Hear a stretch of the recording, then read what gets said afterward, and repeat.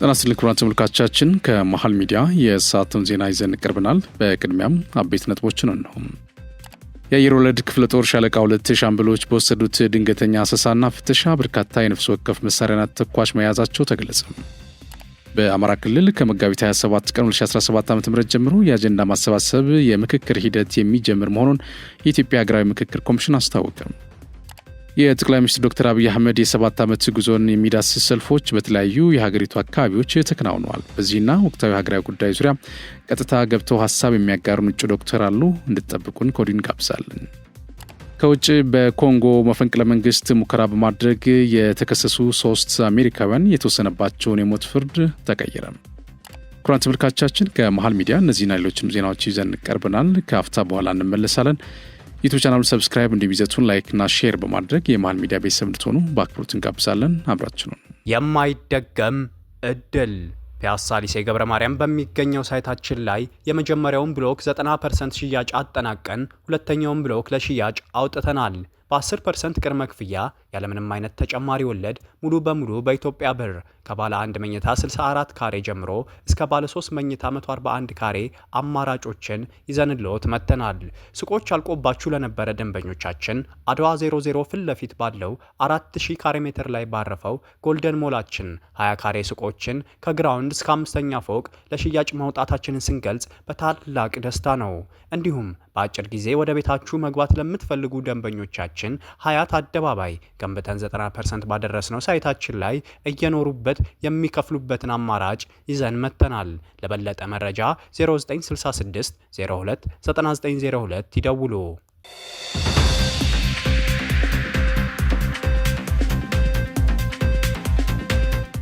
በቅድሚያ ባለፉት 7 ዓመታት በፌዴራል ፖሊስ የተከናወኑ የለውጥ ስራዎች ተጠናክረው እንደሚቀጥሉ የኢትዮጵያ ፌዴራል ፖሊስ ኮሚሽን ጀነራል ደመላሽ ገብረ ሚካኤል ገለጹ።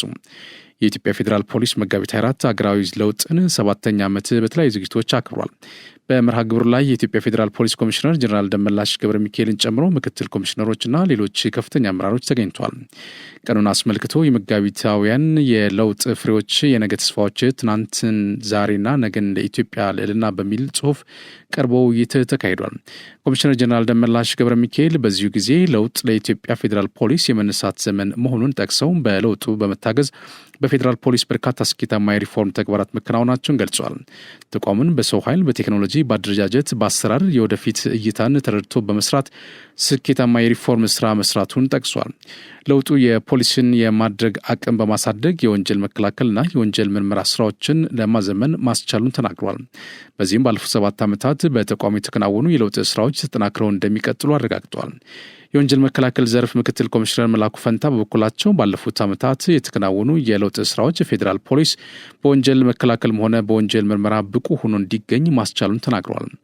ተቋሙ አሁን ላይ ተልእኮውን በአግባቡ መፈጸም የሚያስችል ጠንካራ ኃይል መገንባት መቻሉንም ነው የተናገሩት።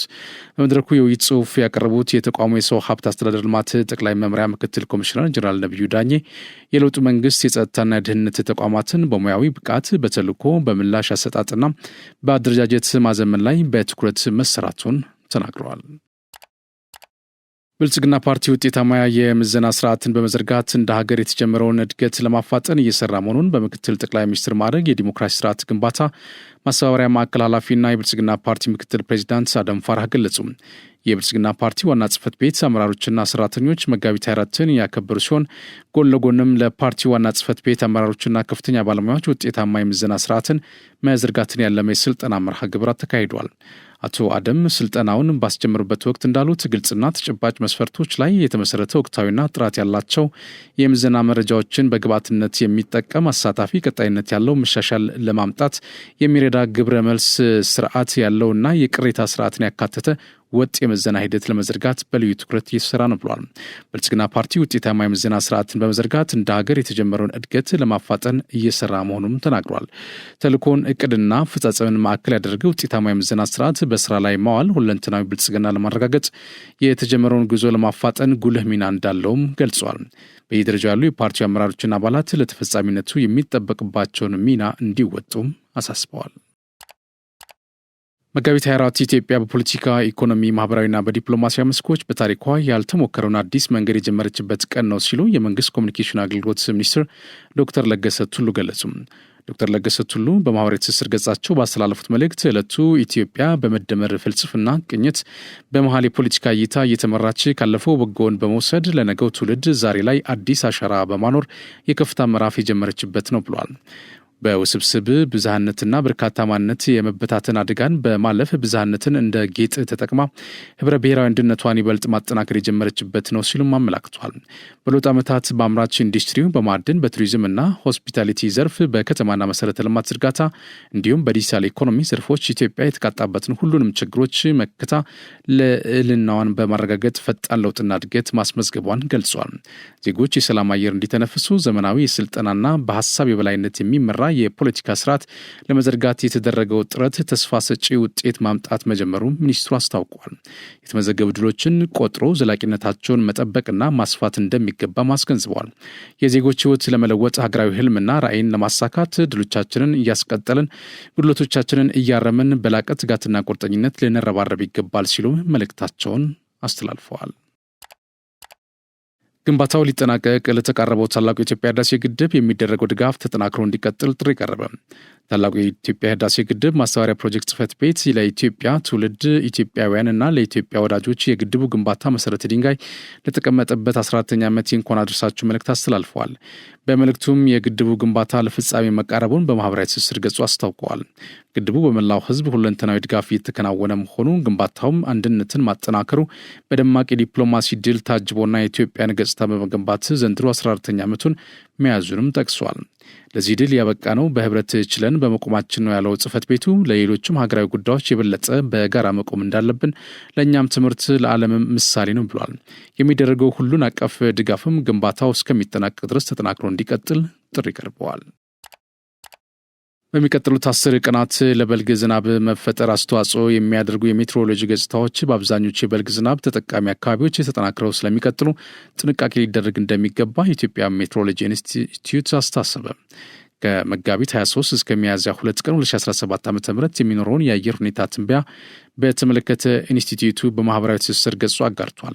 በዚህ መሰረት በሚቀጥሉት 10 ቀናት ለበልግ ዝናብ መፈጠር አስተዋጽኦ የሚያደርጉ የሜትሮሎጂ ገጽታዎች በአብዛኛዎቹ የበልግ ዝናብ ተጠቃሚ የሀገሪቱ አካባቢዎች ላይ በተለይም ከሳምንቱ መጨረሻ ቀናት ጀምሮ ይበልጥ እንደሚጠናከሩና እንደሚስፋፉ የትንበያ መረጃዎች ይጠቁማሉ ብሏል። ከዚህ ጋር በተያያዘም በደቡብ ምዕራብ፣ በደቡብ፣ በመካከለኛው፣ በምስራቅ፣ በሰሜን ምስራቅ እንዲሁም በስምጥ ሸለቆ አካባቢዎች የተሻለ ጥንካሬ እንደሚኖራቸው ገልጿል።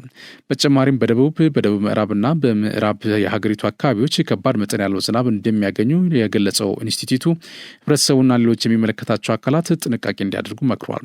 በሌላ በኩል በሚያዝያ ወር የመጀመሪያ 10 ቀናት በጋምቤላ፣ አፋር፣ ሶማሌ፣ ቤንሻንጉል ጉሙዝና በምዕራብ አማራ አካባቢዎች ላይ የቀኑ ከፍተኛ ሙቀት ከ35 እንዲሁም በጥቂቱ ስፍራዎቻቸው ከ40 ዲግሪ ሴልሺየስ በላይ እንደሚሆን ተገልጸዋል። የለውጥ ዓመታት የኢትዮጵያን ከውስብስብ ችግሮች የታደገና ህብረ ብሔራዊ አንድነትን እንዲጎለብት ያመቻቸ መሆኑን የደሴ ከተማ አስተዳደር ተቀዳሚ ምክትል ከንቲባ አቶ ሳሙኤል ሞላልኝ ገለጹ። የመጋቢት 24 ትሩፋቶችን ምክንያት በማድረግ የብልጽግና ፓርቲ አደረጃጀት የአመራርና አባላት የስነ ምግባር መመሪያና ደንቦች ዙሪያ ለአመራሩና ባለድርሻ አካላት ግንዛቤ የሚያስጨብጥ ስልጠና በደሴ ከተማ ሰጥቷል። ተቀዳሚ ምክትል ከንቲባው በወቅቱ እንደገለጹት መጋቢት 24 የኢትዮጵያ ሁለንተናዊ ብልጽግና የተበሰረበት ታሪካዊ ቀን ነው ብለዋል። ዕለቱ ኢትዮጵያውያን ከውስብስብ ችግሮች የታደገና ህብረ ብሔራዊ አንድነት እንዲጎለብት ያመቻቸ መሆኑንም ጠቅሷል። በዚህ ሂደትም በልማትና በመልካም አስተዳደር ዘርፎች አበረታች ውጤት የተመዘገበበት ነው ብሏል።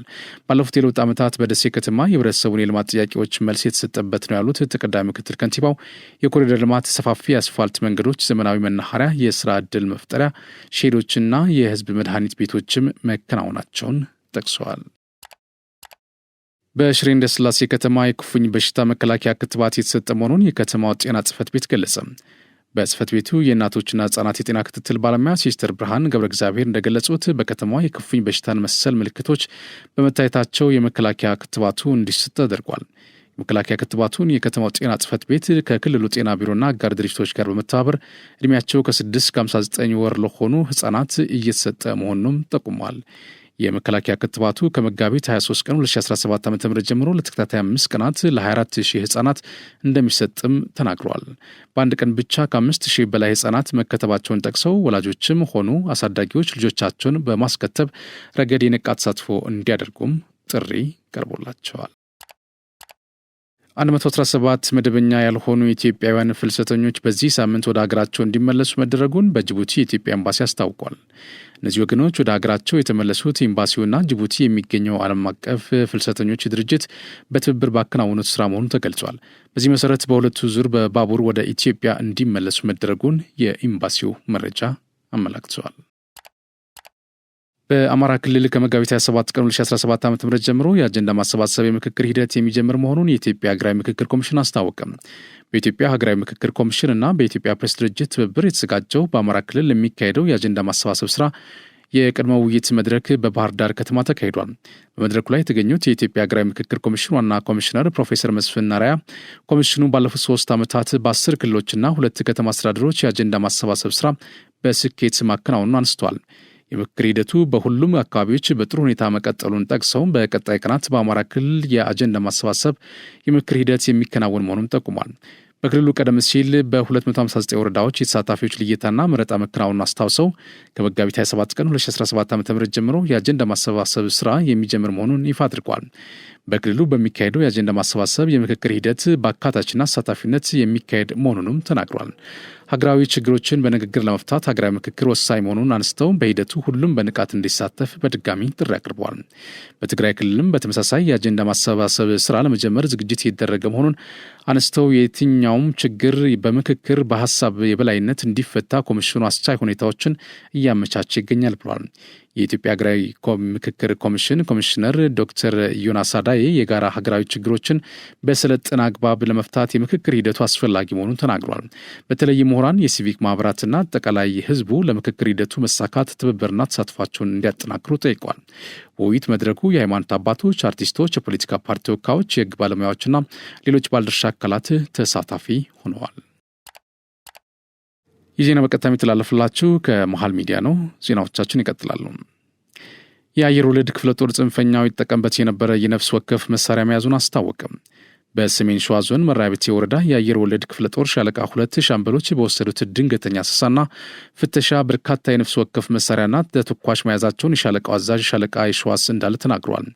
በአረንጓዴ ቡዩና ፈጢራ ዙሪያ በ3 ቀበሌዎች ከሰላም ወዳድ ህብረተሰብ በደረሰው መረጃ መሰረት የጠላት ኃይል ሰራዊት ወደ ግዳጅ ሲሰማራ መሳሪያውን ደብቆ ህብረተሰቡ ጋር የሚመሳሰል መሆኑንና ሰራዊቱ ሲንቀሳቀስ መሳሪያውን ከደበቀበት በማውጣት ህዝቡን በማስጨነቅ መዋጮ የሚሰበስብበት ዝርፊያና እገታ የሚፈጽምበት መሆኑን ህዝቡ መረጃውን እንዳደረሰ ሻለቃ የሸዋስ እንዳለ ገልጿል።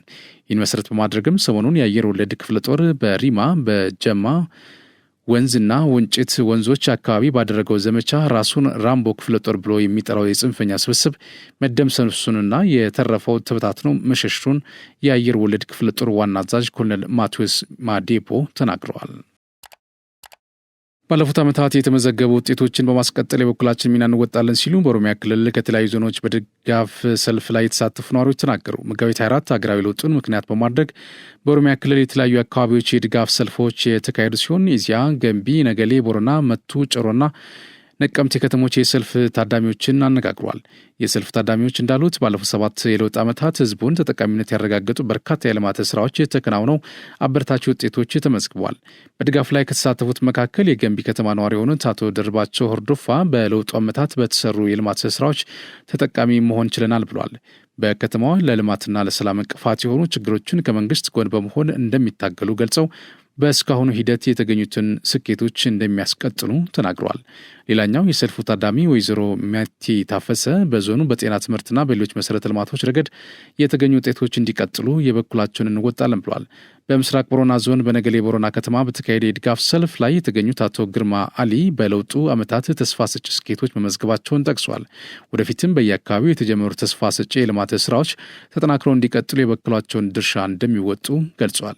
የነገሌ ቦረና ነዋሪዋ ወይዘሮ ኑሪያ ከድር በለውጡ ዓመታት የተጀመሩት ልማት ስራዎች በጋራ ማስቀጠል ይጠበቅብናል ብለዋል። በሌላ በኩል በምስራቅ ወለጋ ዞን ነቀምቴ ከተማ በተካሄደ የድጋፍ ሰልፍ ከተሳተፉ ነዋሪዎች መካከል ወይዘሮ ቢፍቱ ጉደታ ላለፉት 7 ዓመታት በከተማዋ አመርቂ የልማት ስራዎች እየተከናወኑ መሆኑን ገልጸዋል። በሌላ ዜና በአዲስ አበባ አርቲስቶች የተገኙበት የጠቅላይ ሚኒስትር አብይ አህመድ የስልጣን 7ኛ ዓመት መታሰቢያ ያደረገ የፓናል ውይይት ተካሂዷል። ኢትዮጵያ ላለፉት 7 ዓመታት ያስመዘገበቻቸውን የእድገትና የልማት ጉዞን አስመልክቶ ትናንት ዛሬንና ነገን ለኢትዮጵያ ልዕልና በሚል መሪ ቃል በሀገር አቀፍና በከተማ ደረጃ ስለተገበሩ ልማታዊ ስራዎች ላይ ትኩረት ያደረገ አሳታፊ ፓናል ውይይት ተደርጓል። የመጋቢ ትሩፋቶችን ያነሳው መድረኩ በሀገሪቱ የተመዘገቡ ስኬቶችን አስፍቶ ለማስቀጠል ጉድለቶችን ደግሞ ነቅሶ አውጥቶ ለማረም የሚያግዝ መሆኑን የጋራ የውል ትርክት እያነጸ እንደሚገኝም ተገልጿል። ወርሃ መጋቢት ታላቁ የኢትዮጵያ ህዳሴ ግድብ የተጠነሰሰበትና በርካታ ሀገራዊ ክንውኖች የተገበሩበት ስለመሆኑም ተነስቷል። በውይይቱ እውቅ አርቲስቶች መታደማቸው ለማወቅ ተችሏል። ኩራን ተመልካቾቻችን ከዚህ ጋር ተያይዞ ተጨማሪ ማብራሪያ እንዲሰጡን በቀጥታ መስመራችን አንድ እንግዳ ጋብዘናል። አብራችሁኝ እንድትሆኑ ኮዲ ጋብዛለሁ። ከአሜሪካ ኮሎራዶ ስቴት የምትኖር በፐብሊክ አድሚኒስትሬሽን እጩ ዶክተር ማሜ ወርቁ በቀጥታ መስመራችን ገብተሽ ተጨማሪ ማብራሪያ ሰጭን ፍቃደኛ ስለሆንሽ በመጀመሪያ ደረጃ እጅግ አድርጌ አመሰግናለሁ። ዛሬ በርከት ያሉ ሀሳቦችን ከአንቺ ጋር ለማንሳት ፍላጎቱን ፍቃዱ አለኝ። ያው እስከማቅሽ ድረስ ብዙ ወቅታዊ ሀገራዊ ጉዳዮች ላይ በተለይ ደግሞ ለሀገር በሚጠቅሙ ጉዳዮች ላይ አጀንዳዎችን እያነሳሽ በተለያዩ የሚዲያ ፕላትፎርሞችን እየተጠቀምሽ ሀሳብ ስታጋሪ አውቃለሁኝና እኔም ጋር እንደዚሁ በተለያዩ መድረኮችም ተገናኝተን ብዙ ነገሮችን አነስተን ነበረ። እንደው ወደ ጉዳዮቻችን ከመግባታችን በፊት በመጀመሪያ ደረጃ ዛሬ እንግዳዬ ማናት የሚለው ነገር ያው ኦዲየንስም ይጠብቃልና እንደው እጩ ዶክተር ማሜ ወርቁ ማናት የሚለው ነገር ባጭሩ ያው አንቺ ያልኩት አንተ ስለምንባባል ነው፣ ለዛ ነው። እሺ ምንም ችግር የለም። አመሰግናለሁኝ መጀመሪያ እድሉን ስላገኘው።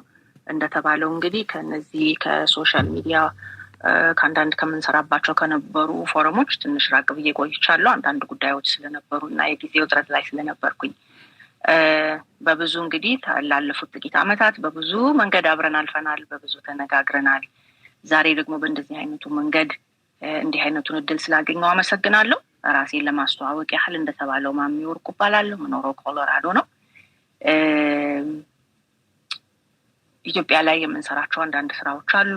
በተለይ አረጋውያንን በሚመለከት ያለፉት 18 ዓመት የቆየንበት የእርዳታ ድርጅት አለ። ከዛ ባለፈ ዋስ የሚባል ወይም Women of Africa Alliance for Solutions የሚባል ደግሞ ስራ እንሰራለን እዚህ ሎካሊ የምኖርበት ሀገር። እንደዚሁም ደግሞ በተለያዩ ቦታዎች ላይ በተለያዩ ስራዎች ላይ ፓርቲሲፔት እንዳደርግ የጠቀመኝ የስራ መስክ ሆኖልኛል። የብዙ የቆየሁባቸው የስራ ዘመኖቼ ሶሻል ወርክ ሆኖም ሳለ በተለይ ደግሞ ፐብሊክ አድሚኒስትሬሽን አካባቢ ነው በትምህርትም በስራም የቆየሁት እና እንግዲህ ዛሬ በዚሁ አጋጣሚ ይሄን ያህል ስለራሴ ከተናገርኩኝ ሌሎቹን እንግዲህ ሶሻል ሚዲያዎቹ ላይ የገባችሁ ማየት ትችላላችሁ። ወደ ዛሬው ሀሳብ ብንገባ ጥሩ ይመስለኛል።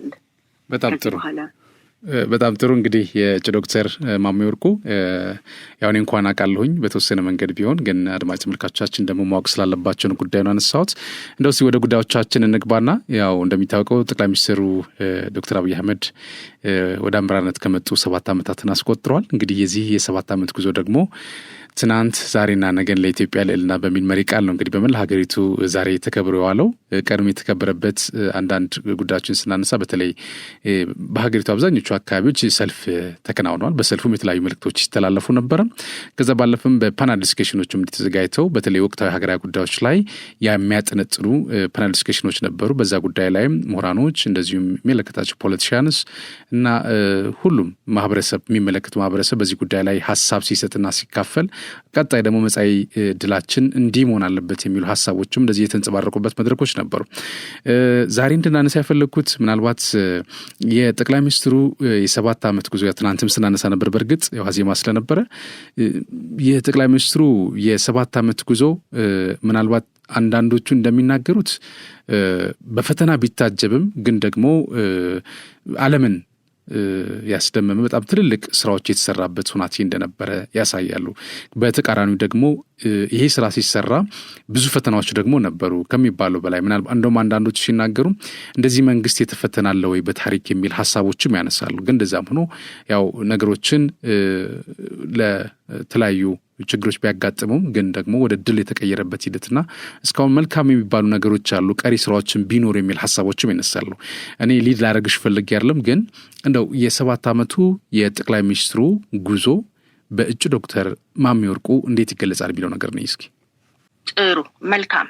እኔም እንግዲህ በዚህ ሀሳብ ላይ እንድንነጋገር ጥያቄ ከቀረበልኝ በኋላ በነበሩኝ ደቂቃዎች ሀሳብ ሳነሳ ስጀምር በመጀመሪያ ሀሳቤ ሄደው እንዴት ተጀመረ ምን ይመስል ነበር የሚለው ነውና 3 መንገድ ላየው ፈልጋለሁ። አንደኛው ዋና የሆኑ ነገሮችን ቶሎ ዳሰሳ አድርጌ አልፋለሁ።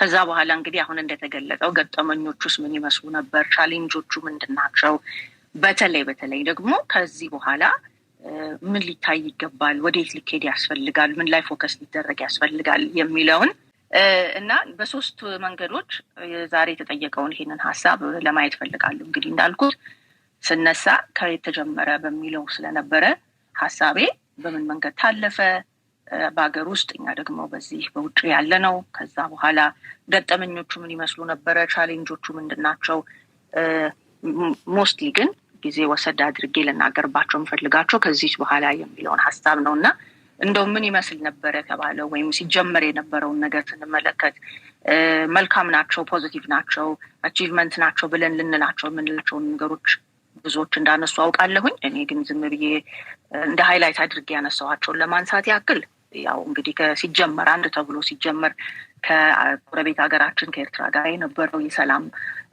ህብረት የሰላም ግንኙነት ወይንም ደግሞ የሰላም አንድነት 2018 ላይ የነበረው አይ ቲንክ ሁላችንንም ከብዙ ጊዜ በኋላ ከ20 ስንት ዓመት በኋላ ሰዎችን ያገናኘ ቤተሰቦችን ያገናኘ ትልቅ ነገር ኢትዮጵያ ላይ መጀመሪያ ሲሆን ተብሎ እንግዲህ ሃይላይት የተደረገ ነገር ነው።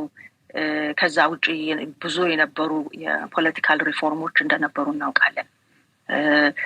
በሀገራችንም ይሁን በጎረቤት ሀገር በተለይ ኢትዮጵያን በሚመለከት ፖለቲካን የሆነ ነገር ስንመለከት ይሄ ዴሞክራቲዜሽን የሚባለው ነገር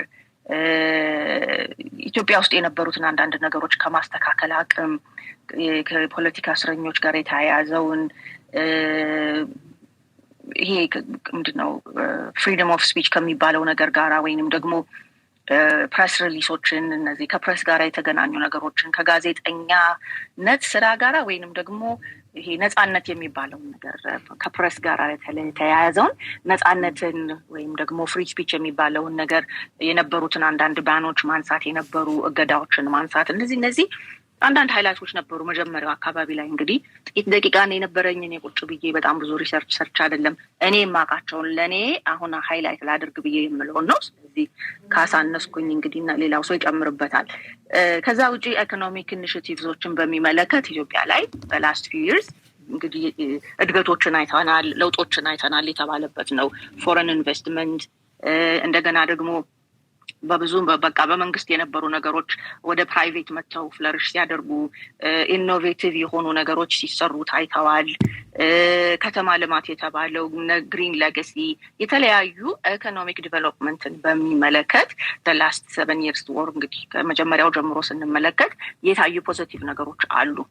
ሶስተኛ ዋና ነገር ላነሳ የፈለኩት በጥቅሉ ኢንፍራስትራክቸር በሚመለከት ወይም ደግሞ ኢንፍራስትራክቸር ዲቨሎፕመንት ብዙ የተገነቡ ብዙ የተሰሩ ብዙ የታደሱ ኢትዮጵያ ላይ ለብዙ ጊዜ ፈጅቶ ሊደርስ ይችላል ወይ ተብሎ የሚገመቱ ግን በእነዚህ ጥቂት ዓመታቶች ውስጥ የተጠናቀቁ ሁላችንም ደግሞ የምናደንቀውና ልንክደው የማንችለው እውነተኛና ትክክለኛ የተሰራ ስራ ገርድ አለ።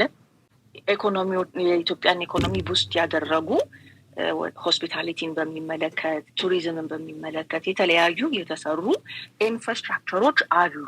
በተለይ ደግሞ በቅርብ ጊዜ ካየናቸው ጨምሮ ማለት ነው። እንግዲህ ትንሽ ቆይቻለሁኝ አዲስ አበባ ኢትዮጵያ ከመጣሁኝ፣ ግን ቢሆንም እዚህ ያለን ከምናያቸው ከምንመለከታቸው በተለይ ኢንፍራስትራክቸሮችን እነዚህ አርባናይዜሽን የሚባለውን ነገር ከተማ ልማት እንግዲህ ፐብሊክ አድሚኒስትሬሽን ውስጥ ነው ያሉት። እነዚህ ነገሮች ናቸው ለኔ ቶሎ ሃይላይት የሚያደርጉልኝ።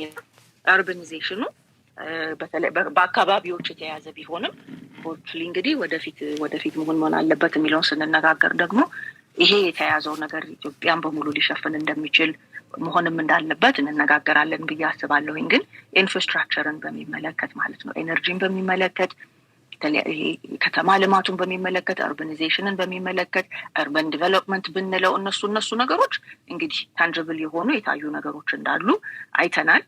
ከዛ ውጪ አንድ ላነሳው የምፈልገው ነገር እንግዲህ ሃይላይቶቹን ነው የምነጋገረው ብያለሁኝ። እነዚህ ሪጂናል ዲፕሎማሲ የሚባሉት ነገሮች ሪጂናል ዲፕሎማሲ በተለይ አይ ቲንክ ክልል ይመስለኛል የሚባለው ይሄ የክልል ዲፕሎማሲ ወይንም የክልል አድሚኒስትሬሽን ክልል ገቨርነንስ ሪጂናል ገቨርነንስ የሚባለው ነገር እነኚህ ነገሮች ስናገር ከውስጣቸው እንዴት ነው ቻሌንጅ እንዳላቸው እያሰብኩ ነው የምናገረው። 100% ከቻሌንጅ ውጪ ናቸው ብዬ አይደለም ይሄንን የምናገረው። በቃ 100% ፍጹም የሆነ ጥርት ያለ ነገር ነው ወይንም ደግሞ ያለቀለት ነገር ነው ብዬ አይደለም የምናገረው። በኋላ ላይ መለስበታለሁ ቻሌንጁን ስናገር። ግን ሪጂናል ገቨርነንስ በተለይ ደግሞ ይሄ ፌደራሊዝሙን በሚመለከት ማለት ነው። ፌደራሊዝሙን በሚመለከት የፌደራል ገቨርንመንቱ ሪጂናል አድሚኒስትሬሽን ወይንም ደግሞ ሪጂናል ገቨርነንስ ተብለው የተሰሩ ነገሮች አሉ። እነሱ እንግዲህ አንድ ሃይላይት የሚደረጉ ነገሮች ናቸው። ጥሩ ነገር አላቸው፣ ቻሌንጆች አላቸው። ወደዛ እንመጣለን። አክቲቭ ሮል ኖሮ አይ ቲንክ ከመቼውም ጊዜ የበለጠ እነዚህ ሪጂናል ገቨርነንሶች the last few years ታይተዋል። ወደ ቻሌንጁ ስመጣ አነሳዋለሁኝ። እነዚህ ነገሮች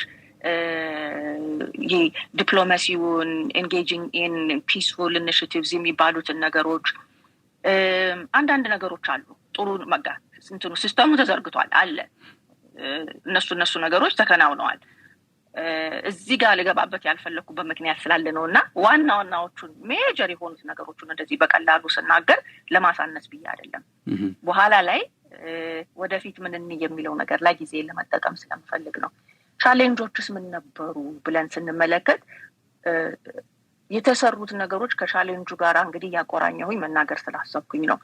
የመጀመሪያው ነገር ልክ ስንነሳ ከኤርትራ ጋር የነበረው የሰላም ግንኙነት ብዬ እንዳልኩ መጀመሪያ ቻሌንጅ ብለን ስናየው ሂውመን ሎስ የሚባለው ነገር ነው። ኢትዮጵያ ላይ በእነኚህ ላስት ፊው ይርስ በትልቁ ይሄ አድሚኒስትሬሽን ፌስ ያደረገው ሂውመን ሎስ ነው።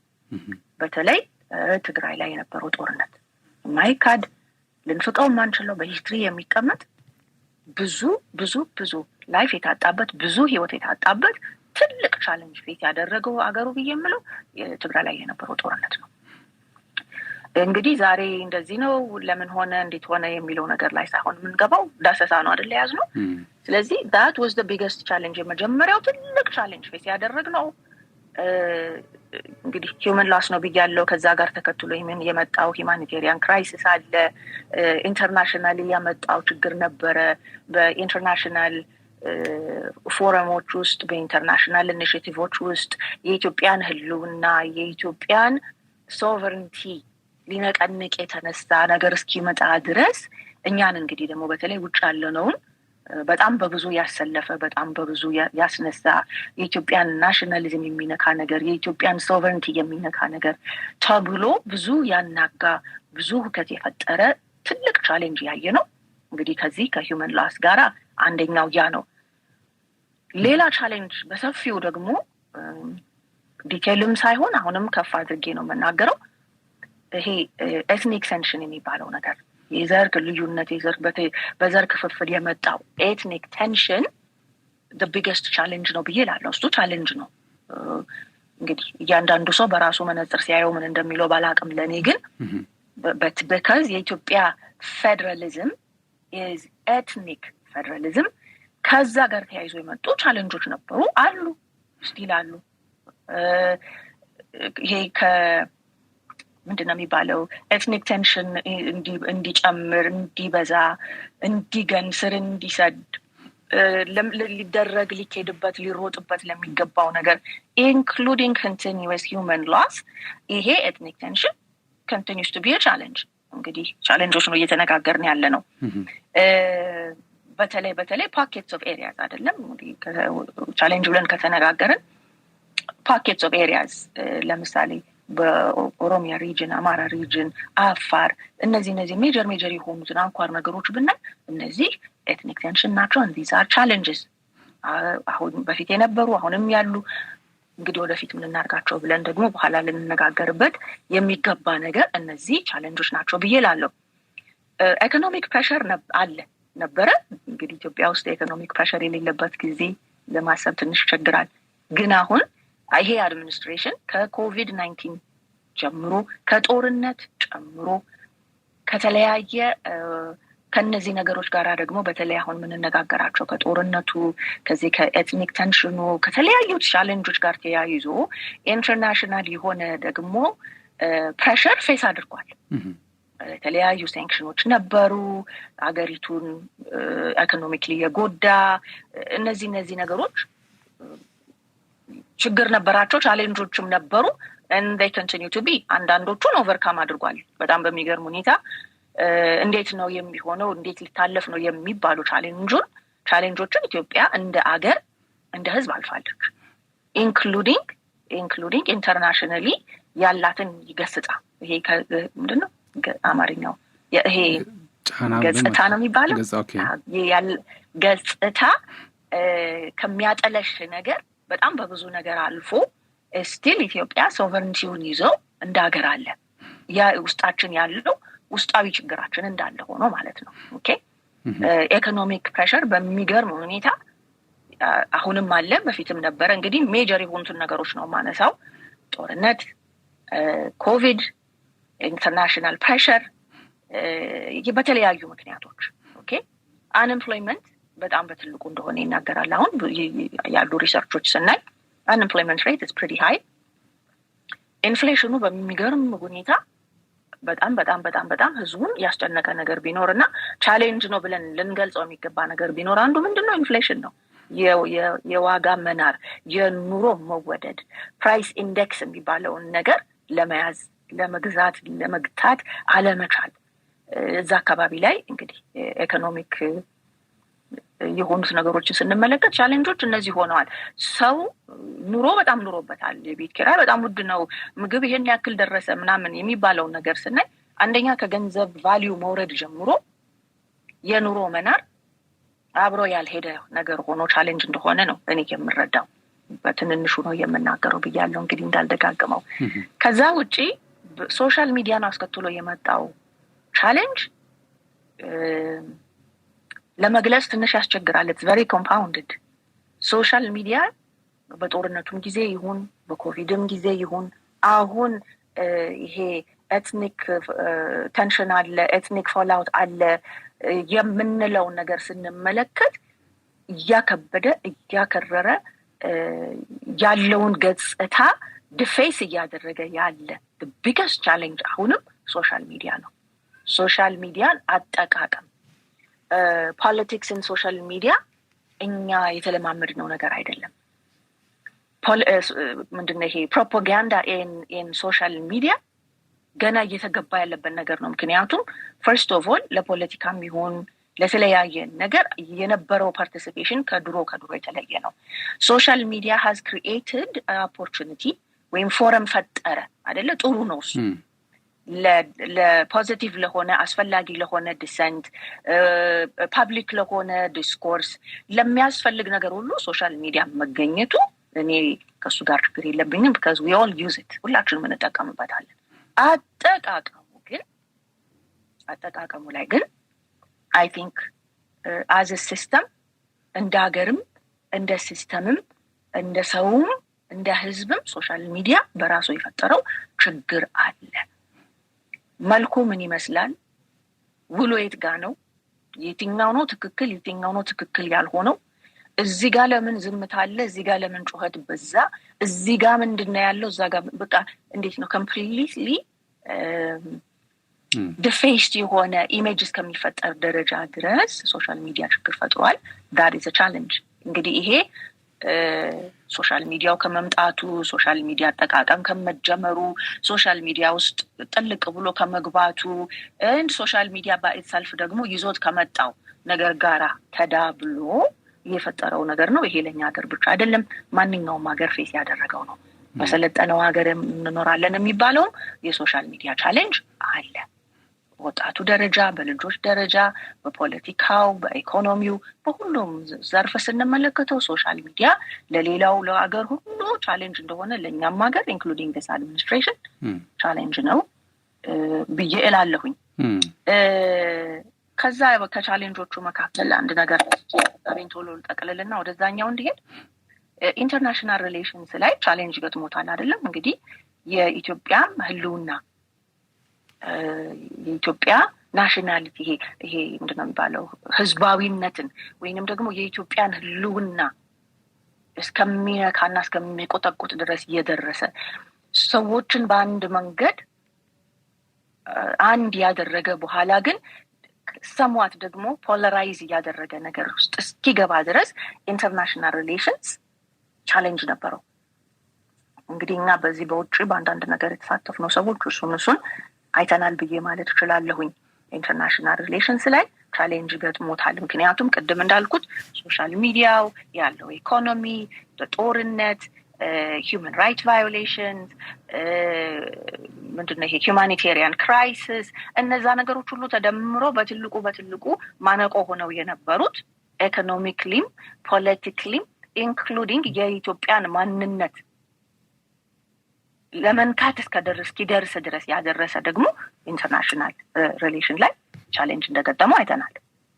ምናልባት ማሜ ከዚህ ጋር ያይዝሽ እንድትመልሽልኝ ማለት ነው። ያው ቀደም ሲል የተከሻቸው አንኳር ነጥቦች አሉ። ከምንም በላይ የዓለም አቀፍ ማህበረሰቡ ጫና እንዳለ ሆኖ ከዛ ባለፈ የኑሮ ውድነቱ፣ ሌላም ጦርነቱ፣ ኮቪድ እና መሰል ትልልቅ ችግሮች እንዳሉ ያው በሐሳብሽ እንዳነሳሽ ሰምቻለሁ። እና እንደው ከዚህ ጋር ተያይዞ ግን መረሳት የሌለበት ነገር አለ። ብዙ ጊዜ ይነሳል በነገራችን ላይ ፕሮክሲ ዋር የሚባለው የውክልና ጦርነት ማለት ነው። እንግዲህ አንድ መንግስት ወይ አንድ መሪ ወደ አመራርነት ሲመጣ አይደለም በዲሞክራሲያዊ በሆነ መንገድ የመጣ ሌላም ቢሆን እንደው በሌላ መንገድ እንኳን ቢመጣ ሀገርን ለውጣለሁ ቀይራለሁ ብሎ የሚመጣ መሪ እንደሆነ ነው የሚናገረው። ምን ሰማውም በዛ ልክ ነው። በአንጻሩ ዲሞክራሲያዊ በሆነ መንገድ የስልጣን ርክክብ የተደረገበት ሂደት ነበረ። ከዛን ጊዜ በኋላ ግን ያው ባይዘው እንደዚህ አይነት ችግሮች ክራይሲሶች ሰው አቅዶ የሚያመጣቸው ነገሮች አይደሉም። አሁን ለምሳሌ ኮቪድ ድንገት የተፈጠረ ነገር ነው፣ ታቅዶ የመጣ ነገር አይደለም። ጦርነቱም ያው የስልጣን ጥም ያለባቸው እድሜ ልክ እኛ ስልጣን ላይ መኖር አለብን ብለው የሚሉ አካላት ስላልመራን በሚል የፈጠሩት ጦርነት ነው እንጂ ያው አገር መራለሁ ብሎ የመጣ መንግስት ያን ጦርነት አልፈለገም። ኮዝ ሌጂቲሜት ነው፣ ህዝብ ተቀብሎት እየመራ ያለ መሪ ነው። ከዛ ባለፈ የኢንተርናሽናል ፕሬዠር ያልሽው በተለይ ዓለም አቀፉ ማህበረሰብ ከጦርነቱ ጋር ተያይዞ በርከት ያሉ ጊዜ 13 ከዛም በላይ ራውንድ ፊገሩ እንደዛ በኢትዮጵያ ጉዳይ ላይ የጸጥታው ምክር ቤት ተቀምጧል እና ብዙ ቻሌንጆችን ለመፍጠር እንቅስቃሴ ሲያደርግ ነበረ።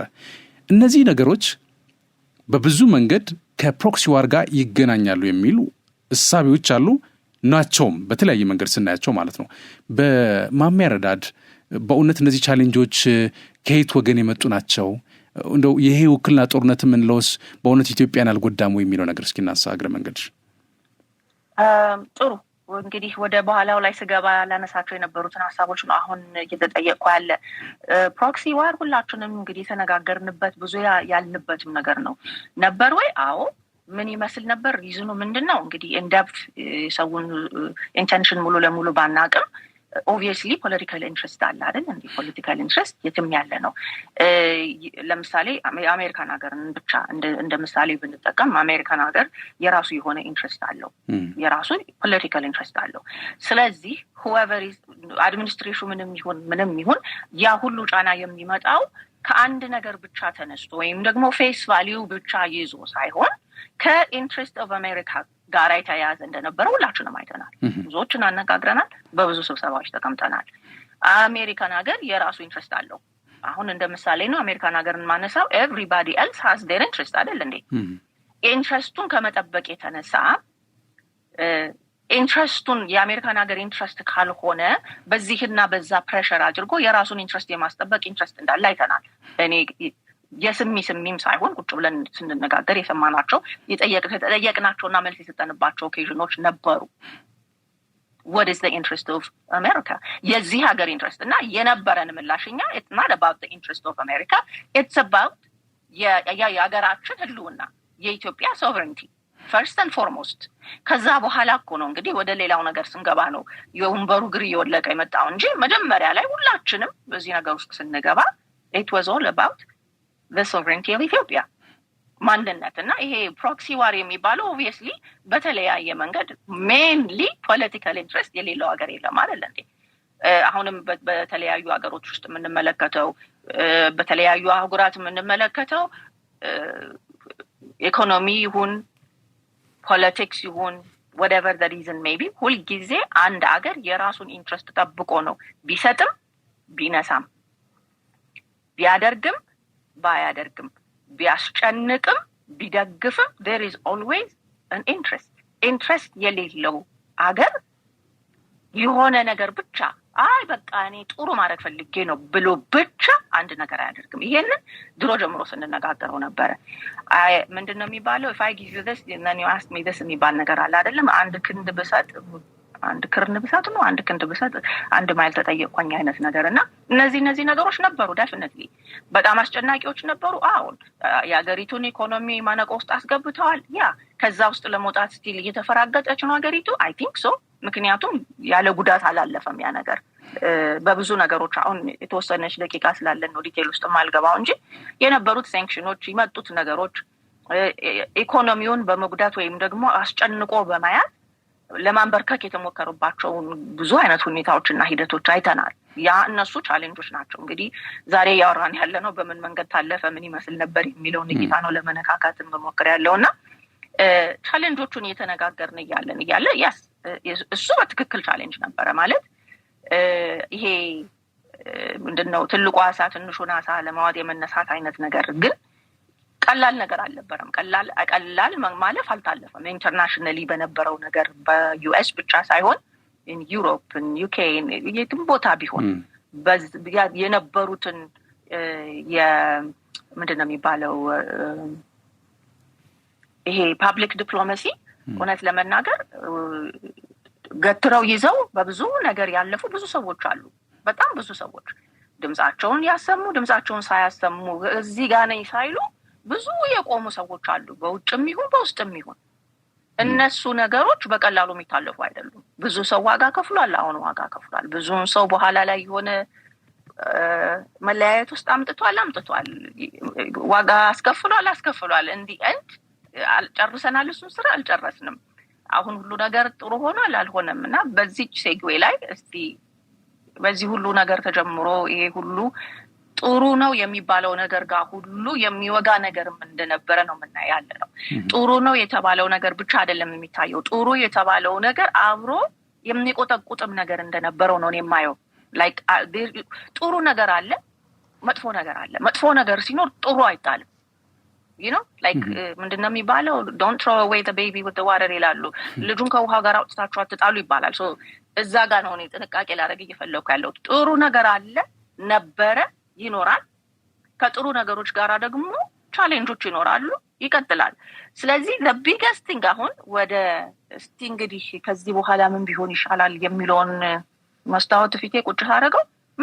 መጀመሪያ ልንደረደርበት ለነሳው የምፈልገው ሐሳብ the biggest challenge አሁንም ለኛ ምድር ለኢትዮጵያ is the loss of life የህይወት ማጣት የሰው ልጅ ህይወት ማጥፋት is the biggest challenge እና እስኪ ምንድነው አሁን ምን ይሻላል ወደፊት ዛሬ ጋር ቆም ብለን እስቲ እናዞረው ወንበሩን ጠረጴዛውን ፊቱን እንመልሰው መስታወቱን ወደዛ እናድርገው ምንድነው የሚባለው እስቲ ቆም እንበልና እንደገና ኢቫሉዌት አድርገን እንነሳ ቢባል ምንድነው የሚለው ነገር ሳስብ moving forward honestly የሰው ሞት የተለመደ መቆም አለበት። 4 ነጥብ።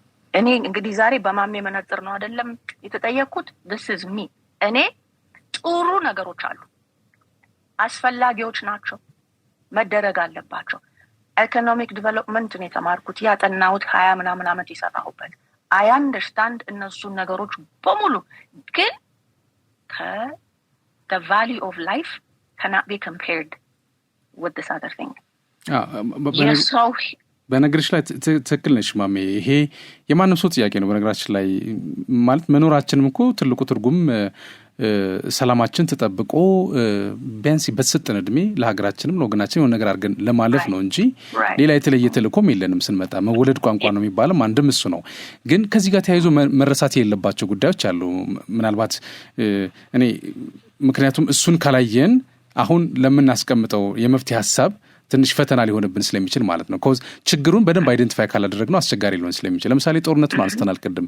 በጦርነት መሃል ከፍተኛ የሆነ የውክልና ጦርነት ነበረ ነው ማለት። ለምሳሌ ትግራዋይ የሆነ መሪ እኮ ኢትዮጵያን መርቷል እኮ ትግራዋይ የሆነ ኢትዮጵያን መርቷል። የሌላ ብሔር መሪ ሲመጣ አልቀበልም ብሎ ማፈንገጥና ወደ ጦርነት መግባት እሱ አግባብነት ያለው አይደለም።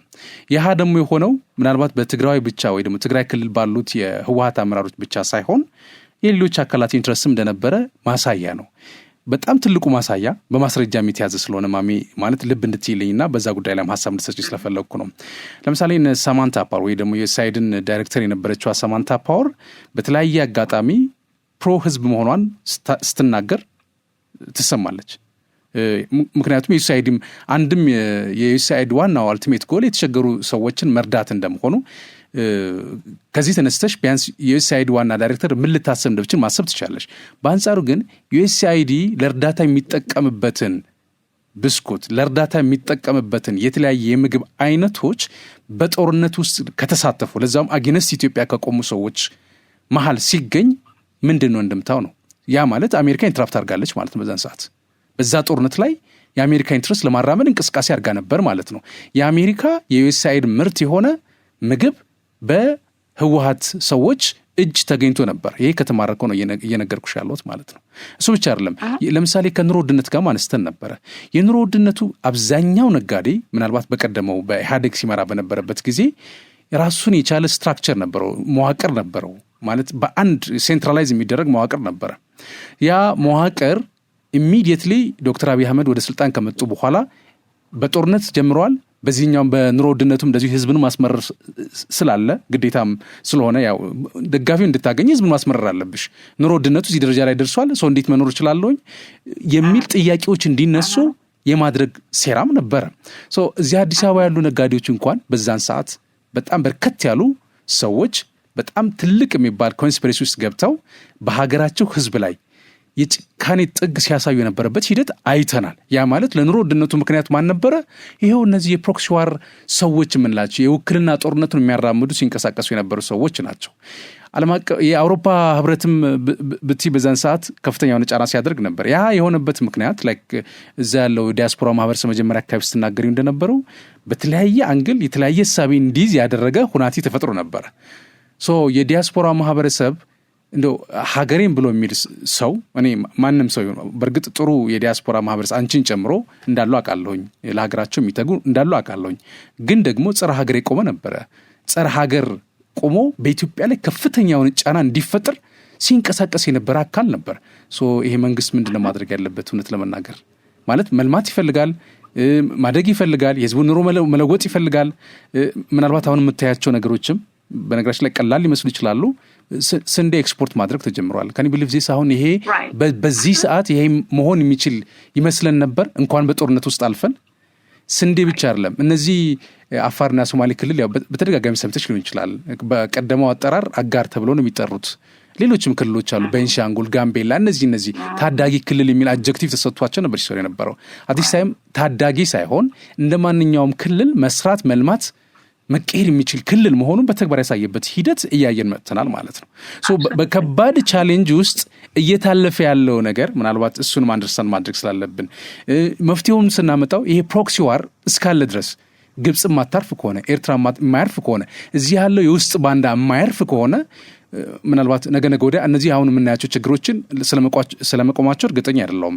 በቅርቡም በኢቢኤስ ያየሽው ፕሮግራም ምናልባት አይተሽ ከሆነ አላውቅም፣ እሱም ራሱ ትልቅ አደጋ ይዞብን ነበር የመጣው። እንደው ኢትዮጵያውያን ሆደ ሰፊ ስለነበሩ እንደው በእርጋታ ስለታየ እግዚአብሔር ምን ትሆኑ ስላለ ከችግሩ ወጣና ዳን እንጂ መጀመሪያ ላይ ስታነሺው የነበረው የኤትኒክ ችግር ለዛ ትልቅ ግብአት ነበር ተፈጥሮ የነበረው ማለት። በዚህ ሁኔታ እያለፍን እንደሆነ ህዝብም ሀገርም ዓለምም ማወቅ አለበት። ቀጣይ ማቅጣጫ ስናስቀምጥ እነዚህን መነሻ አድርገን እንድናስቀምጥ ብዬ ነው ይሄን ያነሳሁት። ማሜ ቀጥይ። ይቅርታ። ጥሩ ሐሳብ ነው። እኔ በጣም ከላይ ወደ ላይ ከፍ እያረኩኝ የጥቅል ሐሳቡን ስለጀመርኩት ነው እንጂ እነሱ እውነታዎች እንዳሉ ናቸው። ባይ ዘ ዌይ ይሄንን ዳሰሳውን እያየን ስላለን አሁን አይኔ ያለው አንድ ቦታ ላይ ብቻ ነው ማለት አይደለም። በነገራችን ላይ አሁን እኔ ይሄ የሰው መሞቱ ኮመን መሆን የለበትም ብዬ ስል አንድ ቦታ ላይ እያተኮርኩ አይደለም። ይሄ የሁሉም የሰው ሁሉ የኔም ጭምር የእያንዳንዳችን ሰዎች ነን የምንል ሰዎች ኃላፊነት ነው።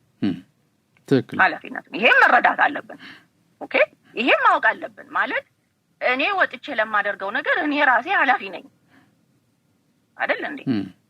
ብዙ ጊዜ አሁን የተነሳውን ሐሳብ መድገም ላለመድገም እውነት ለመናገር ይሄ ከሆነስ ያ ከሆነስ ልክ ነው። አዝማች አዝ የመንግስት ሪስፖንሲቢሊቲ እንዳለበት የህዝብ ሪስፖንሲቢሊቲ መኖር አለበት። እኔ እንደደረደረው የፈለኩበት ሐሳብ ምንድነው? ሶሻል ሚዲያ ፕሮክሲ ወሩን ያስተናግድልናል ያለው ሶሻል ሚዲያ በመድራችን ሰሞኑን ኢንዲፔንደንት ቮይስ ላይ ያወጣሁትን ቪዲዮ ግቡና ስሙት እያልኩኝ ያለው ነገር ምንድነው? ሶሻል ሚዲያ የያዘው ጨዋታ የያዘው ቁም ነገር ወይም ደግሞ የሶሻል ሚዲያ ተፈጥሮ ምንድነው? ተንደንሲው ምንድነው? የሰዎችን ኢሞሽን ተግ ማድረግ ነው። ጫፍ ማስያዝ ነው። ጥግ ማድረስ ነው። ሳያስቡ ሳያወጡ ሳያወርዱ። አሁን ይሄ እኔ ሌላ ስፔሲፊክ የሆነ ነገር ውስጥ እየገባሁ አይደለም። just the nature of social media itself አንዳንዱን አጠቃቀም ስንመለከተው የሰውን ስሜት ትሪገር ማድረግ ነው። አንድ ሰው ቁጭ ብሎ ምናልባት አሁን እንዳልከው የኢትዮጵያ ህዝብ ልበሰፊ ስለሆነ ረጋ ብሎ ስለሰማ ከእንደዛ ነገር ተጠበቅን ጎሽ ይሄ ነገር ነው ሊሰራበትና ሊቀጠልበት የሚገባው ነው የሚለው ሰው አዌር ሊሆን የሚገባው ነገር ምንድነው? ሶሻል ሚዲያ ላይ ወጥቶ የተሰማ ነገር ሶሻል ሚዲያ ላይ አጠቃቀሜን አያያዜን ለምንድነው እንዲህ ያልኩት ከምን ተነስቼ እንደዚህ ያልኩኝ ብዬ መጠየቅ ሳልችልና ሳልጀምር ሪያክት ማድረግ ከጀመርኩኝ ሶሻል ሚዲያ አግኝቶኛል ማለት ነው። ሁላችንም በዚህ ነገር አልፈን እናውቃለን። አሁን ለሚባለው ትልልቅ ነገሮች ለምሳሌ ኤክስትሪም የሆነ ነገር አለ። የሚያሰኘው ነገር አይደለ ወይ? አንዱን ብቻ ይዤ ቢሄድ ለምሳሌ በጎ ነው ጥሩ ነው በቃ ሌላ ምንድነው ምናምን ነው ብዬ ዝም ብዬም ያልኩኝ ካልኩኝ ጥያቄ አለ እዛ ጋር። ሁልጊዜ ደግሞ ኔጌቲቭን ብቻ ማጎላ ከሆነ እዛም ጋር ጥያቄ አለ። እንዴት ነው ባላንስ የምናደርገው ነው? ኦኬ ፖዚቲቭ ኔጌቲቭን አውትዌይ ካደረገ ይሄ ምንድነው ኔጌቲቭ ፖዚቲቭን አውትዌይ ካደረገ ይሄ ሌላው ነገር ይሄ ነገርን የሚያጠለሸው ነገር መልካም የሆነውን ነገር ከሸፈነ ወይንም ሌላ ምንም ነገር የለም አይኔን ጭፍን አድርጌ በቃ የሆነው ይሄ ብቻ ነው እንደዚህ የሆነ ነው አረንጓዴ ነው ቢጫ ነው ቀይ ነው ሐምራዊ ነው በቃ ያምራል ዝም ብል ደግሞ እዛም ጋር ጥያቄ አለ። ባላንስ እንዴት ነው የምናደርገው ነው ቁም ነገሩ። ምክንያቱም ይሄ ነገር አሁን እኛ ጋር ማነቆ ሆኗል እውነት ለመናገር because አሁን እንደ ቱል እንደ ሜካኒዝም እየተጠቀምንበት ያለ በጣም ብዙ ህዝብ ኢመርስ እያደረገበት ያለ ሜካኒዝም እና ፎረም ስለሆነ ነው። እሱም ብቻ ነው ልልም ደግሞ አይደለም። ሊሚትድ ቱ ዳት ልክ ነው። አጀንዳቸውን ሊያስተላልፉበት የሚሞክሩ ለሌላ ጉዳይ እንደሚሰራበት እናውቃለን እኮ በጦርነቱ ዘመን አይተነዋል። ከኛ የበለጠ ዋው እዚህ ድረስ ይደረሳል እስክንል ድረስ የፖለቲካ ፕሮፓጋንዳ ሊሰራበት የሚችል ምን አይነት መሳሪያ እንደሆነ አይተነዋል። ቁጭ ብለን በቃ አይተነዋል። አተ ፊንገር ኪቦርድ ላይ ቁጭ ብላ በምትሰራ ነገር እሳት ሲያነድሰው አይተናል። ሁላችንም ያየነው ነገር ነው። እኔ ልያተናገርኩ ያለሁት አሁን እነሱ ነገሮች የሉም እያልኩኝ አይደለም። ፎከሱ ሁላችንም ላይ መሆን አለበት ነው ምን ያለሁት። as much as we're focusing እዚህኛው ነገር ጋር እዚህም ጋር ፎከስ ይደረግ ነው ጥያቄ። እኔ እንግዲህ በመታየው መነጽር የኔ ተባልኩት የኔ መነጽር ትክክል ይሁን ተቀበዥብጆበት ይሁን አላውቅም። ግን እኔ የማየው ያለው as much as we're paying attention እዚህ ጋር እነዚህም ጋር whether ህዝቡን ማንቃት ቢሆን ሶሻል ሚዲያ ነገሩን አዟዙራችሁ ተመልከቱት ማለት ቢሆን ምናልባትም ደግሞ ያሉትን የሶሻል ሚዲያ ላይ አጠቃቀም ያለውን ህግ አጥብቆ ደግሞ ደጋግሞ ለሰዎች አዌርነስ ፈጥሮ ትክክለኛ የሆነ ይሄ ዝም ብሎ ሶሻል ሚዲያን መከልከል ማፈን ምናምን ሳይሆን ትክክለኛ የሆነችው መስመር ስትታለፍ እዚህ ጋር መስመር ታልፏል መስመር ላልፍ ነው የሚለውን ኢቭን ራሴ ይሄ ጆርናሊስት ነኝ ያለ የሚወጣውን ህዝብ ራሱ ማን ነው የሚያግተው አሁን የምትለውን ፕሮክሲ ነገር ይሰራሉ የሚባሉ ሰዎች ማን ነው አይ ሚላቸው ህዝብ አይ ካላላቸው ማን ይላል እኔ ጆሮዬን አልሰጥም ካልኩኝ አልሰጥም ነው በቃ አልሰጥም ቁጭ ብዬ ካልሰማሁት ቁጭ ብዬ ካላዟዟርኩት አልሰጥም ለምን የኔን ኢሞሽን ሰው እንዲጠቀምበት አልፈቅድም ማለት መቻል አለብኝ ቁም ነገሩ ምንድነው taking the time አለ ቁጭ ብሎ አውጥቶ አውርዶ እንዴት ተጀመረ ከየት መጣ ፋክት ነው ወይንስ ምንድነው የሚለውን ነገር ከመጠቀም በፊት የሰውን ኢሞሽን ማንሳትና ማነሳሳት ለሚፈልጉ ሰዎች መንቃት መቻል አለብን ባይነኝ እኔ ይሄ አሁን ቅድም ያነሳሁት ሐሳብ በአንድ በኩል ብቻ ባይታይብኝ ደስ ይለኛል ብዙ ነገሮች ላይ ፎከስ እናደርጋለን እኔ የወደፊቱን ገለጥ አድርገሽ ይሄ ቢሉኝ ፎከሳችን ከኛ ራሳችን ከኢንዲቪጁዋሊ ቤት ውስጥ ካለ ነው ሰዎች ከመንግስት ጋር ምንም አይነት ግንኙነት የሌለን ሰዎች ኑራችንን የምንኖር ሰዎች እያንዳንዳችን every individual every ኢትዮጵያዊ ለዚህ ነገር እምቢኝ ማለት መቻል አለበት because እጄን አንስቶ ክፋት የሚያሰራኝ ነገር የሚያሰራኝ ኃይል የለም ካልፈለኩ አላደርገውም ትክክል አይደለም ብዬ ካላመንኩበት አላደርገውም ትክክል ነው ብዬ ያመንኩበት ነገር ደግሞ ሰው ትክክል አይደለም ሲል ቆይ ለምንድን ነው ትክክል ያልተባለው ብሎ ለመስማት ደግሞ ፈቃደኛ መሆን አስፈላጊ ነው ሰሞኑን በጣም የምንነጋገረው ሶሻል ሚዲያ ላይ ስለሆነ ነው እዚህ ጋር ትንሽ ቆየት ያልኩት ያለውን ህዝብ ወጣቱንም ይሁን ፕሮፌሽናሉንም ይሁን የመንግስት ሰራተኛውንም ይሁን ያለውን ነገር እንዴት አድርጌ መናገር እንደምችል አላውቅም ግን I think ትንሽ ሪካሊብሬት ማድረግ ያለብን ይመስለኛል ሪፎከስ ማድረግ ያለብን ይመስለኛል ፎከሳችንን ትንሽ ወደ ሆነ ቦታ ዞር ማድረግ ያስፈልጋል ምክንያቱም በዚህ ባንድ እጃችን እየሰራን ሌላኛው እጃችን ጋር ሊፈርስብን ነው እዚህ ጋር አሁን አንተ ባስቀመጥከው መንገድ ከሄድን ፕሮክሲ የተባለው ነገር የከፋ ጉዳት እያመጣ ነው yes ጥሩ የነገር ተሰራ ነው absolutely urbanization እኮ ኢትዮጵያ ውስጥ ገባ ኢማጂን እንግዲህ ሌላው ያደጉት ሀገሮች ውስጥ ስንት አመቱ ነው ከገባ ኢቭን አፍሪካ ሀገር ውስጥ urbanizing የሆነ ነገር ነው ቢግ ዲል አይደለም ኢትዮጵያ ውስጥ አሁን urbanization ገባ ተብሎ urban development እያየን ያለ ነው literally this is what's happening የዛሬ ስንት መቶ አመት አሜሪካን ሀገር ውስጥ ቁጭ ብለን እያንዳንዱ ስቴት እንዴት አድርጎ ዲቨሎፕ እንዳደረገ አጥንተናል I can tell you አጀማመሩ ከዚህ የተለየ አይደለም እነሱ የነበራቸው ቻሌንጅ እኛም ያለፍንበት ነው የነበረው ማይንድሴት አሁን እኛ ጋር አለ እነሱ ዛሬ ያላቸው ማይንድሴት ጋር ለመድረስኛ ጥቂት ጊዜ ቀረናል ለምን urbanization in its actuality ገና አሁን ነው እየተጀመረ ያለው አንድ ገና ኢንፈንት ስቴጅ ላይ ነው ያለው እነዚህ ነገሮች እንዳሉ ሆነው ሂውመን ካፒታላችን ላይ ፎከስ ያስፈልጋል እንዴት ብዬልባ ዴዲኬትድ የሆነ ባዲ መኖር አለበት እነዚህ ነገሮች ፎከስ ሌላ ነገር ላይ ሳይሆን just እዚህ ነገር ላይ ፎከስ አድርጎ የሰውን መነጽር ዞር ማድረግ የሚችል ባዲ መኖር መቻል አለበት እንዳልኩት ይሄ አምባገነን የሆነው ነገር አይደለም እኔ ማወራው ያለሁት ኦፕሬሽን አይደለም ማወራው ያለሁት ፍሪደም ኦፍ ስፒችን ማንሳት አይደለም ያወራው ያለሁት እኔ ያልኩ ያለሁት somebody needs to ይሄ ምንድነው choosing the best of two evil አይደለም ሆነ ያለበት ባላንስ እንዴት እናደርገው ነው አንደኛው ነገር ላይ ብዙ ነገር ላይ ፖዚቲቭ ነገር ላይ ፎከስ ይደረጋል አዎ ጥሩ ነገር እየተሰራ ነው በጥቅሉ absolutely ያንን ኦቨርሻዶ የሚያደርግ ነገር አለ ወይ አለ እዛ ጋር እንዴት እናርገው ያንዳ እንዳይሆን ቀደም እኮ ጥሩ አድርገህ ተናገርኩ አይደል ፖዚቲቭ ነገር እንዳይወጣ ለምሳሌ በእኛ ሀገር ብነግርህ የዴሞክራትና የሪፐብሊካኑን ፓርቲ ስንመለከት ካምፔኖቻቸው ላይ ሲደርሱ ካምፔን ሲያደርጉ አንደኛውን ጭራቅ አድርጎ ያወጣል የተለመደ it's called propaganda it's called politics የተለመደ ነው ወይ እነሱ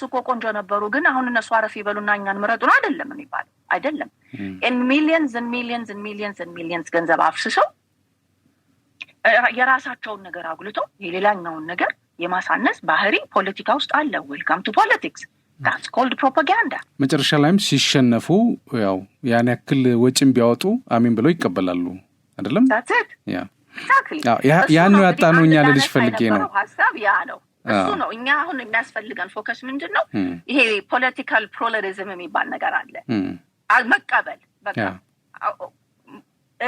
እኔ ያልኩት ስላልሆነ I'm just going to go destroy something እሱ ፖለቲካ አይደለም I have to recalibrate and start again ለምን እንደነው ያልሆነው እዚህ በዚህ ምክንያት አልሆነም okay next time my campaign is going to be this የኔ ፎከስ እዚህ ጋር ሊሆን ነው ይሄውና እኮ ሲቀያየሩ ይኖራሉ አይደል እንዴ አንዴ ሪፐብሊካን አንዴ ዴሞክራት ይሆኑ ይኖራሉ አሁን ለጊዜው ያለው አድሚኒስትሬሽን ሪፐብሊካን ነው ቁጥ ብለን ያያየን ነው እዚህ ሀገር ዲሰንት የለም እንዴ አለ እኮ ወጡ አይደል በቀደምለት ይኖራል did they destroy themselves ግን no they didn't ይጠፋፋሉ አሁን ይጠፋፋሉ by the way እዚህ ነገር ይጋደላሉ ጠፋት እየጠፋ ነው ያለው የኛ ላይ የሆነ እንዴት ነው ትንሽ አደራረጉ ነው እኔ ሁማኒቴሪያን ነገር ያጣ ነው ብዬ የምለው እንጂ ሌላ ሀገር ላይ የማይሆን ነገር እኛ ጋር እየሆነ አይደለም the whole world ብናይ politics ዘር እነዚህ የተለያዩ ነገሮች human capital እያጠፋ ነው ያለው definitely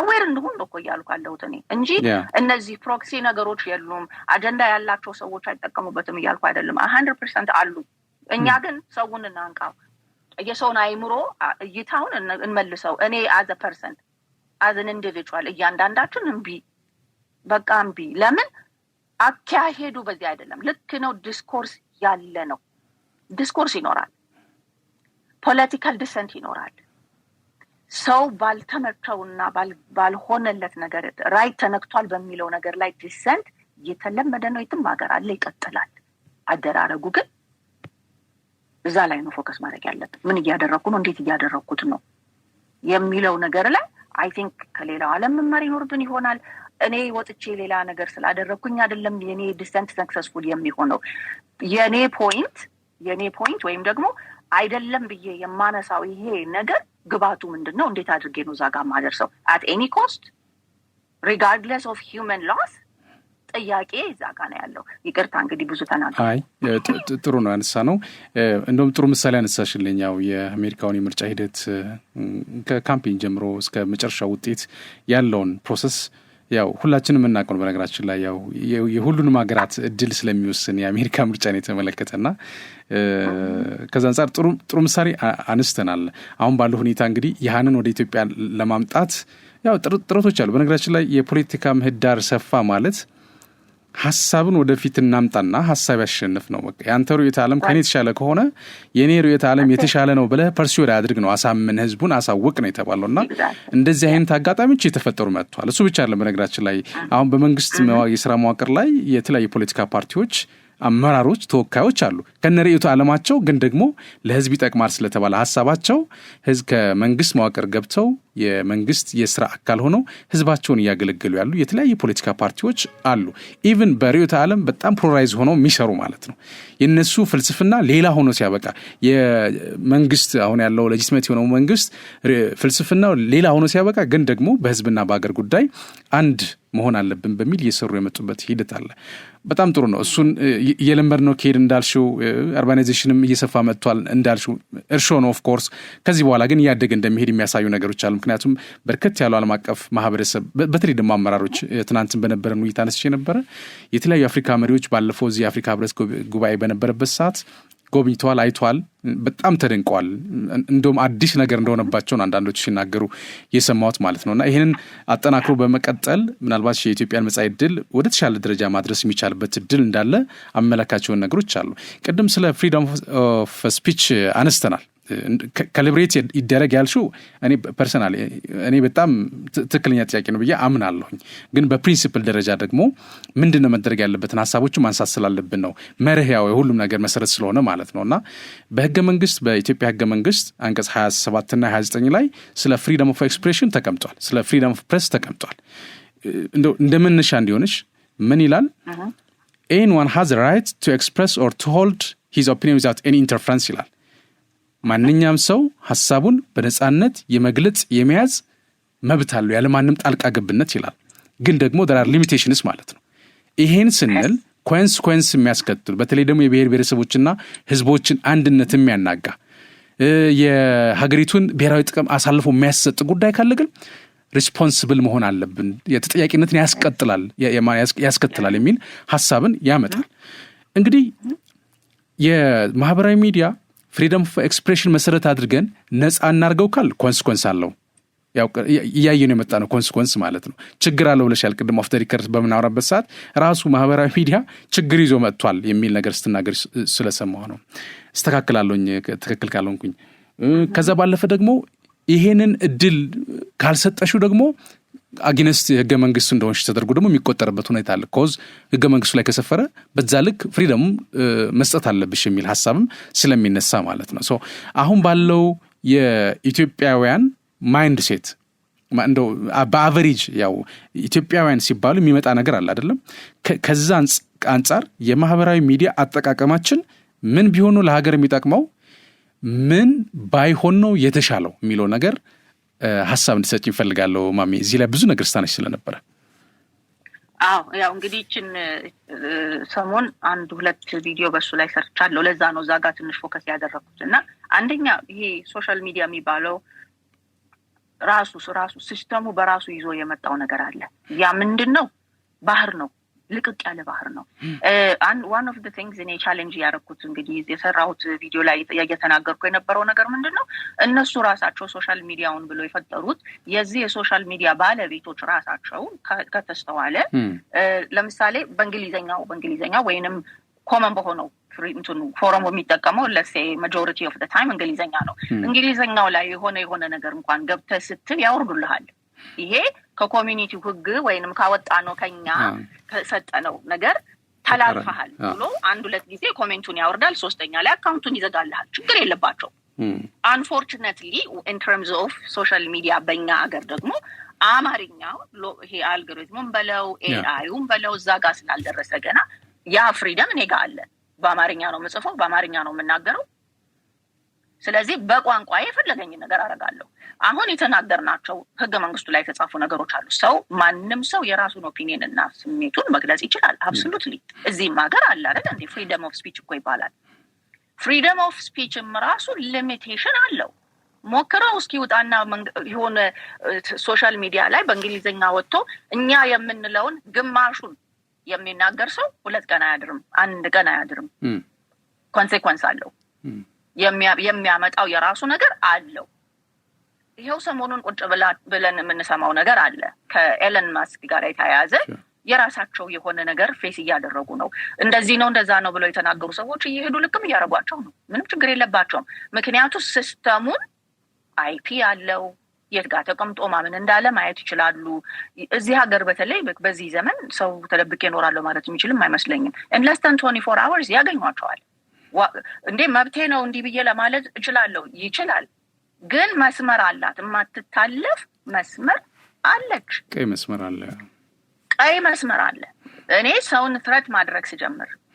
ቫዮለንስ ኢንሳይት ማድረግ ሲጀምር ናሽናል ሴኩሪቲ የምትባለውን ነገር ማለፍ ሲጀምር ቋንቋቸው ስለሆነ እንግሊዘኛ ስለሆነ ሲስተሙ ስለሚያገኘው ኤአይም በለው ምንም በለው that's it ተላልፍ ያለው ኦኬ የኛ አሁን ችግሩ ምንድነው ይሄ ሲስተም ከተለያየ ቋንቋው ጋራ ገና የተቆራኘና የተገናኘ ስላልሆነና ያ ፍሪደም ስላለ they are dependent on ሰው አረሄ ነገር እንዲያመጣ ነው እዚህ ጋር ሰው እንደዚህ ይላሉ በሉ ይሄን ነገር አውርዱ ብሎ ተጫዋቹ ሆኖ በስንት መከራ ቢያወርዱት እንኳን የሚያወርዱት after everything is said and done እኔ አሁን ስፔሲፊካሊ የሆነ ነገር ያወራሁኝ አይደለም ጥቅሉን ሲስተሙን ነው ማወራው ሶሻል ሚዲያ ከኛ ጋራ ካለው ጠቅላላ የሀገር ውስጥ ያለውን ዓለም ላይ ያለውን ሁሉ ቋንቋ ይዳሰሳል ማለት አይደለም ፓርቲኩላርሊ ለኛ ቋንቋ ገና ነው ብዬ አምናለሁ እኔ ኤአይም ቢሆን ገና አማርኛ አውራ ብትለው ትንሽ መተርጎም ጀምሯል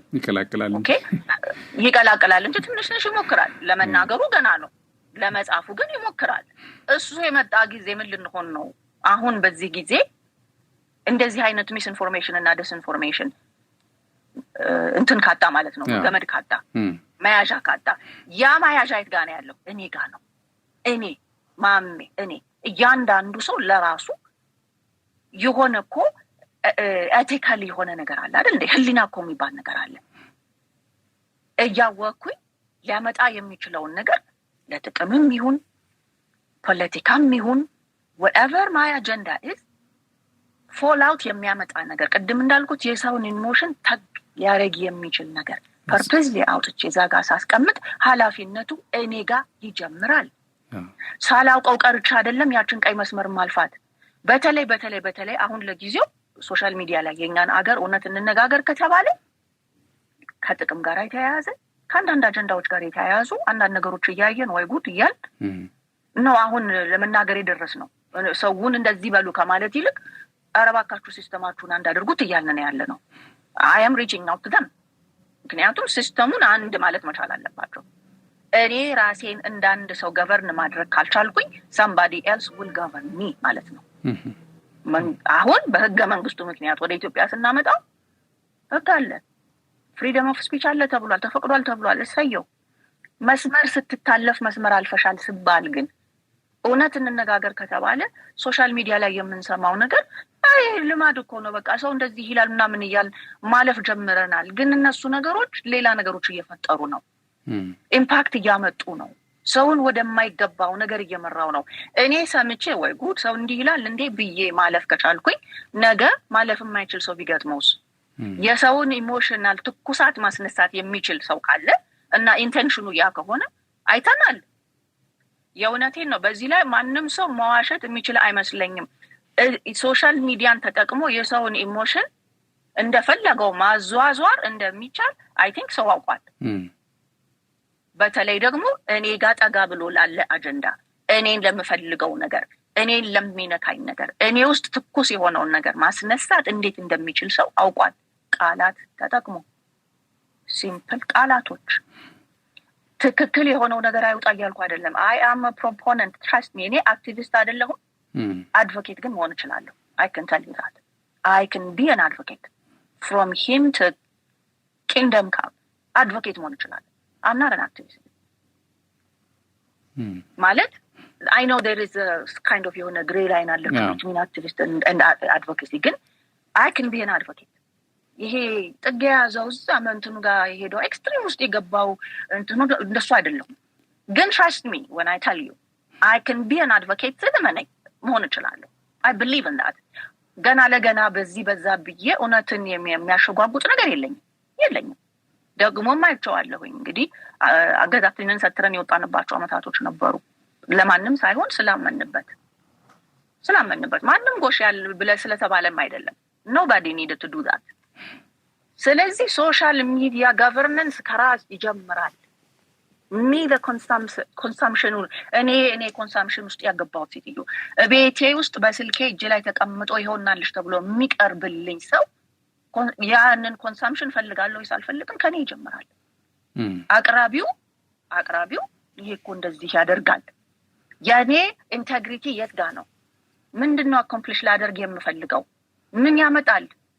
ነገ ተመልሶ ሰው እኔ ጋር መጥቶ የምለውን ነገር ሊሰማ ይችላል ወይ? በየትኛው ማይንድ ሰት ነው እኔ የምለውን ነገር ሰው የሚሰማው ብሎ አመዛዝኖ የሚያቀርብ ከሌለ፣ የቀረበውንም ነገር አመዛዝኖ መቀበል የሚችል ከሌለ ሶሻል ሚዲያ ግዑዝ ነገር ነው። ኦኬ፣ ሶሻል ሚዲያ ግዑዝ ነገር የሰጠኸውን ነው። እንደውም አሁንማ ኤአይ ብትፈልግ የሚያስቆጣ ነገር ስራ ትለዋለህ፣ ይሰራልሃል። ቁጭ ብሎ ሰው የሆነ ነገር የሌለ ነገር አሁን ዩቲዩብ ላይ የሌለ ነገር እንዳለ አስመስለ በኤአይ ሰርተሃል ወይ የሚል ጥያቄ መጥቷል። እሱን ሪስፖንድ ታደርጋለህ። አይ ብለህ ስታበቃ ሆኖ ከተገኘ ይዘጉልሃል፣ ምንም ችግር የለውም። ሶሻል ሚዲያ ቴክኖሎጂው ራሱ እኮ ገና ካቻፕ ለማድረግ እየሞከረ ነው ያለ ነው። ስለዚህ እኛ ጋር ነው። እኔ አሁን ወስጃ አንድ ነገር ላይ አይደለም አንጠለጥለው ያለው፣ እኛ ራሳችን ኃላፊነት አለብን።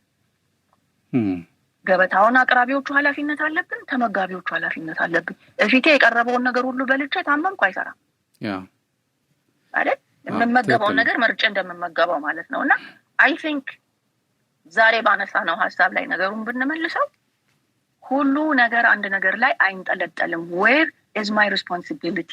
እንደ አንድ ሰው እንደ አንድ ዜጋ የኔ ሪስፖንሲቢሊቲ የት ጋ ነው? ዱ አይ ኬር? ይሄኛው እንደውም እንደዚህ ያድርግ እንደዚህ ያምጣ ብዬ ፎክሬ የማደርገው ነገር ነገ ተመልሶ እኔ ጋር ይመጣል። ነገ ከነገ ወዲያ ተመልሶ ሰው እኔን ይሰማኛል ወይ? እኔን ያምናል ወይ? እኔን ይቀበላል ወይ? አንድ ሁለተኛ፣ በሶሻል ሚዲያ ውስጥ አሁን ተናግሬያለሁ። ኢን ዘ ላስት 2 ዊክስ 1-2 ቪዲዮዎች ለቅቄያለሁ። ጆርናሊዝም የሚባለው ነገር አለ። ጆርናሊዝም የራሱ ስታንዳርድ አለው። ጆርናሊዝም የራሱ የሆነው ኤቲካል ስታንዳርድ አለው። ከግለሰቡ የሚጀምር ኢንቴግሪቲ የሚባል ነገር ውስጥ አለ። እኔ ነገ ተነስቼ ጆርናሊስት ብዬ መውጣት እችላለሁ። ያንን ስም እስከተሸከምኩ ድረስ ከስሙ ጋር አብሮ የሚመጣውን ኃላፊነት ደግሞ አብሬ መሸከም አለብኝ። እጥግ ደርሶ እኔ ጋር መጥቶ አይ እዚህ ጋር ተላልፈሻል የሚለኝ ሰው ከመምጣቱ በፊት ራሴም በራሴ ገቨርን ማድረግ መቻል አለብኝ። because that is the obligation ከጆርናሊዝም ጋር የሚመጣ ሶሻል ሚዲያም ይሁን whatever it is ከየትኛውም ፎረም ጋር የተያያዘ ፕሮፌሽናሊ እንደ ግዴታ የሚቀመጡ ነገሮች ናቸው። እውነት ለመናገር የፕሮፌሽናል ብለን ስንል ዝም ብሎ አይደለም። በነገራችን ላይ ጋዜጠኝነት ላይ አሁን በየቤቱ ስለተገባ በተለይ ማህበራዊ ሚዲያ ደግሞ ማንም አክሰስ ማድረግ የሚችልበት እድል ስላለ ሁሉም በቤቱ ሆኖ ጋዜጠኛ መሆን የሚችልበት እድል ስለተፈጠረ ብቻ ሳይሆን እንደው የተቀመጡትን ኢቴክሶችን አክብረን መስራት ከቻል ምንም ያን ያክል ኮንሲኩዌንስ ያለው ብዬ አላምን። ፐርሰናሊ ግን እንደዚህ የሰውን ትኩረት ለመሳብ የኦዲየንስን ትኩረት ለመሳብ ቪው ለማግኘት ቪው ለመጨመር ተብሎ ሀገርን ህዝብን ወዳሉን ነገር የሚከቱ ነገሮችን በመስራት ረገድ በጣም ትልቅ ክፍተት እንዳለብን ማየት ያስፈልጋል።